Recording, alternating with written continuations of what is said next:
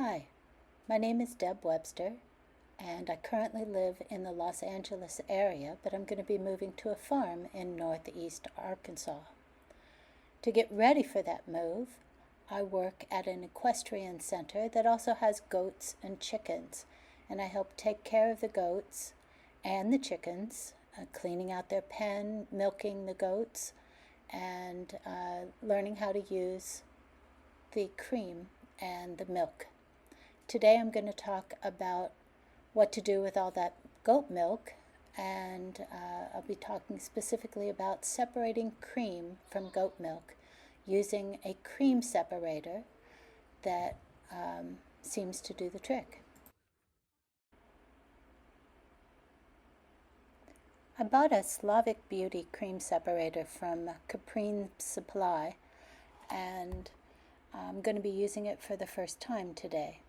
Here it is set up with the box that it came in, and the first thing that they tell you to do is to first get 2 gallons of goat milk and heat it up on the stove so that it's about 100 degrees, and then take a couple of liters of warm water and run it through the separator. So here I've got the warm water coming through the separator. You can see that out of the skim milk side I've got a lot of water coming out, and on the cream side I just have a little bit coming out. So this is all preparation for putting the milk in. Next, I pour the warm cream into the cream separator, and you can see the skim milk is coming out into the large bowl while the cream comes out into the smaller bowl. And I let that run until I got about 2 cups, a little less than 2 cups of cream. Next, I poured the skim milk into the cream separator again and took off the final amount of cream out of the skim milk, and you can see it comes out slower, but I still collect about a half a cup. So the final amount that I have is just under 2.5 cups. Finally, I pasteurized the skim milk.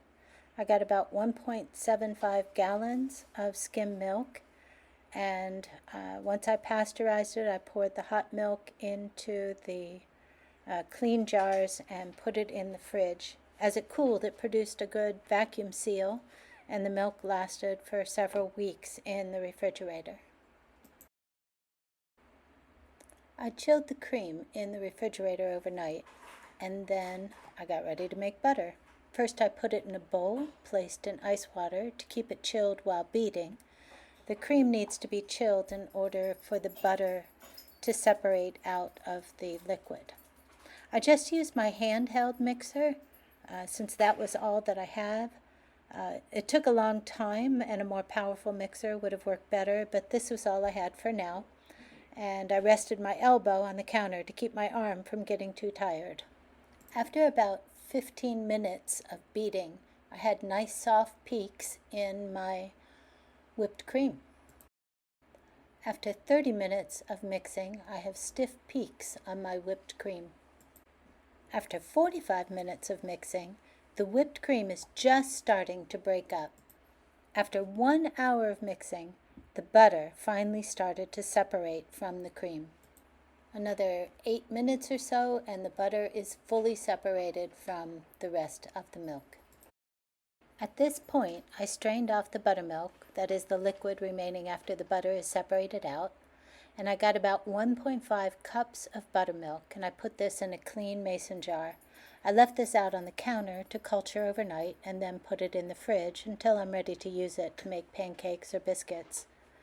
For the butter, I ran it under cold water in the bowl and kneaded it in water to wash out the remainder of the buttermilk. If you leave any buttermilk in the butter, then the butter will go rancid easily. As long as the butter is cold, you can knead it and work it in cold water until the water runs clear. In the end, I got about 1 cup of butter. I added about a 1/4 teaspoon of salt to taste, and the salt's also a preservative to help the butter stay fresh. I divided this butter into 2 halves and formed them into sticks. I wrapped the sticks in wax paper and put them in plastic bags in the freezer. In the end, I got about 2.4 cups of cream from 2 gallons of milk, so the milk was about 15% cream, and I got about 1 cup of butter out of that, so the milk was just over 6% butter fat, about the right amount for goats. All in all, it was an excellent success, and the butter tasted great.